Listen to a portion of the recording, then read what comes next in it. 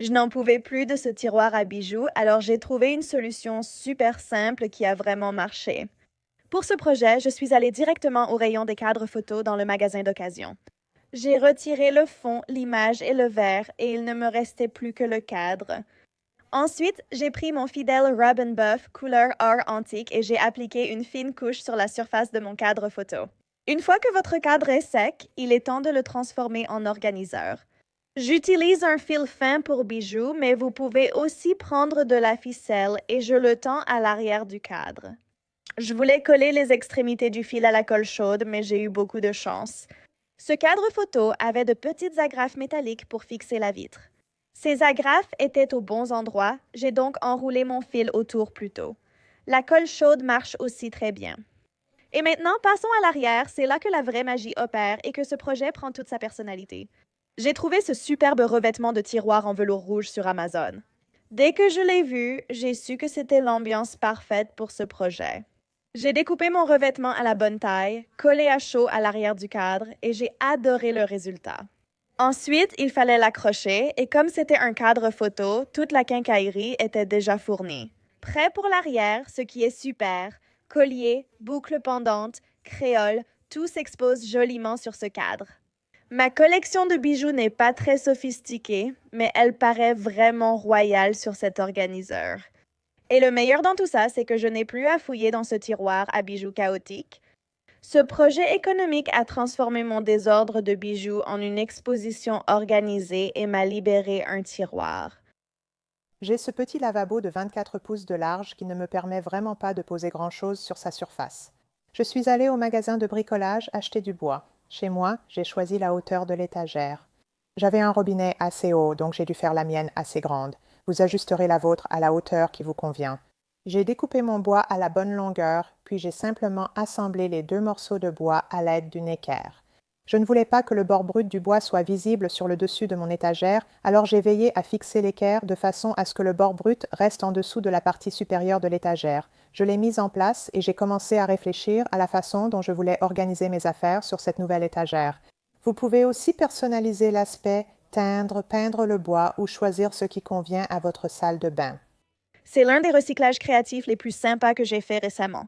J'avais ce vieux jeu d'échecs, mais il manquait des pièces et franchement, ce n'est pas très amusant de jouer quand il en manque. Mais plutôt que de le jeter à la poubelle, je me suis dit, pourquoi ne pas en faire quelque chose d'utile? Commencez par décider comment placer vos pièces d'échecs sur l'échiquier une fois leur position choisie. Percez de petits avant-trous dans l'échiquier ainsi qu'à la base de chacune des pièces que vous utilisez. Ensuite, par l'arrière de l'échiquier, vissez ces petites vis à travers le plateau et dans la base de votre pièce d'échec. Maintenant que toutes vos pièces sont fixées, il est temps d'accrocher l'échiquier au mur maintenant qu'il est en place. Vous voyez à quoi ressemblent ces pièces? On dirait des petits crochets, non? Ce projet transforme un vieux échiquier oublié en un organiseur de bijoux vraiment ingénieux. Accrochez collier et bracelet sur les crochets pour créer la pièce d'exposition la plus cool pour vos bijoux. Utilisez des planches de 5 par 5 cm pour gagner du rangement dans la salle de bain facilement. J'ai découpé 4 planches de 5x 5 cm à 1,80 m 6 à 48 cm et 6 à 10 cm. J'ai poncé les planches, puis percé des trous en biais avec mon gabarit Craig sur les petites planches de 5x 5 cm. J'ai fixé les planches de 10 cm aux planches de 48 cm avec des vis à poche et de la colle à bois pour former un rectangle. J'ai répété cette étape 2 fois de plus pour obtenir 3 rectangles au total. J'ai marqué 5 cm en haut de chaque tasseau de 1,80 m, puis pré-percé le long tasseau avec une mèche à fraiser pour le fixer au cadre rectangulaire. J'ai rempli les trous de vis avec du mastic à bois uniquement sur la face avant, puis j'ai poncé l'excédent pour obtenir une surface lisse. Après séchage, j'ai essuyé, nettoyé puis peint le cadre en wrought iron de Benjamin Moore. Pendant que cela séchait, j'ai poncé des planches de cèdre 1 par 6, je les ai découpées à la bonne taille et je les ai protégées avec 2 couches de polyuréthane. J'ai utilisé un cloueur à pointe pour fixer les planches de cèdre sur chaque base rectangulaire. Et j'ai glissé l'étagère au-dessus de mes toilettes pour obtenir le rangement de salle de bain le plus moderne et fonctionnel. J'adore absolument le résultat et il peut être entièrement personnalisé pour votre salle de bain. J'espère que cela vous a inspiré à créer votre propre rangement au-dessus des toilettes. Aujourd'hui, nous allons créer un plateau de rangement à 2 niveaux idéal pour la salle de bain. Nous utiliserons ces tableaux d'affirmation trouvés au magasin à 1 $, donc très abordables. Nous allons utiliser de la peinture à la craie, que j'adore. Parce que vous n'avez pas besoin de préparer quoi que ce soit, vous allez vouloir mettre au moins 2 couches sur tous vos tableaux. Ensuite, on va laisser un côté sécher et ça n'a pas pris très longtemps.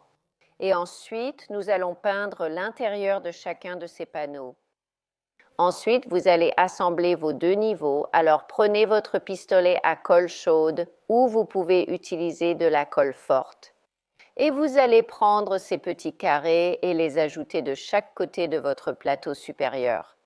Et peu importe ce que vous avez, vous pouvez trouver un rectangle, vous pouvez avoir un carré. Moi, j'ai simplement trouvé des carrés. Ensuite, j'ai pris une petite pancarte en bois. Et ça va servir de petit plateau qui se glisse sous notre autre niveau.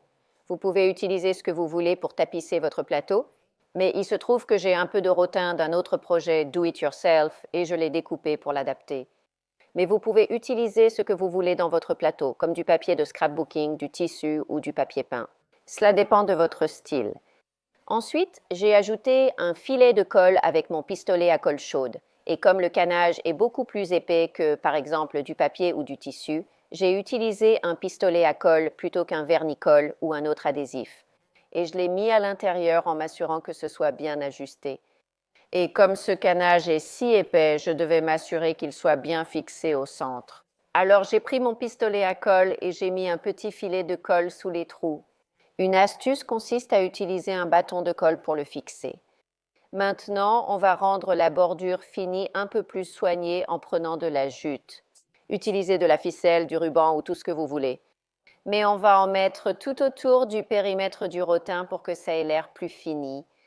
Et j'ai juste pris mon pistolet à colle chaude. J'ai ajouté la jute tout autour du bas et j'ai continué comme ça jusqu'à ce que j'arrive de l'autre côté. Et encore une fois, vous pouvez utiliser ce que vous voulez pour la bordure, selon votre style. Maintenant, il est temps de faire le plateau du dessus et on va le faire un peu différemment. Vous allez utiliser du papier de scrapbooking, alors prenez du Mod Podge et un pinceau éponge. Appliquez une fine couche au fond, puis prenez du papier de récupération. J'ai utilisé quelque chose qui ressemblait à une carte. Je trouvais ça trop mignon, ça faisait très voyageur et j'adore cette ambiance. Ensuite, lissez bien le tout, puis pour que ce soit assorti avec le plateau du bas. On va aussi mettre la doublure sur le bord de la toile de jute.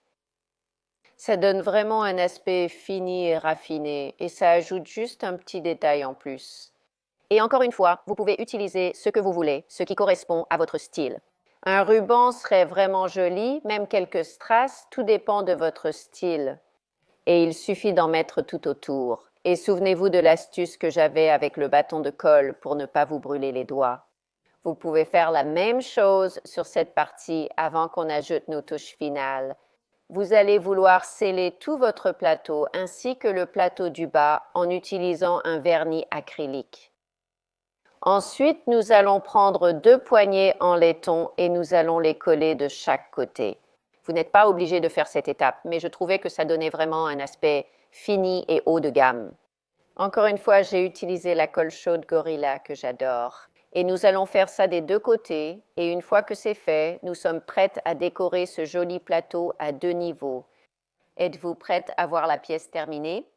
Le résultat est tellement beau, c'est vraiment encore mieux que ce que j'avais imaginé. Quand j'ai eu l'idée et quand j'étais dans le magasin à 1 $ en train de regarder ces pièces en bois, ce présentoir à 2 niveaux est l'endroit parfait pour garder des accessoires et des petits objets. Vous pouvez y mettre des bijoux ou des lotions. J'y mets mon huile pour les cheveux et mon huile pour le visage, ainsi que quelques cristaux et quelques-unes de mes choses préférées que j'utilise dans mon bain tous les jours.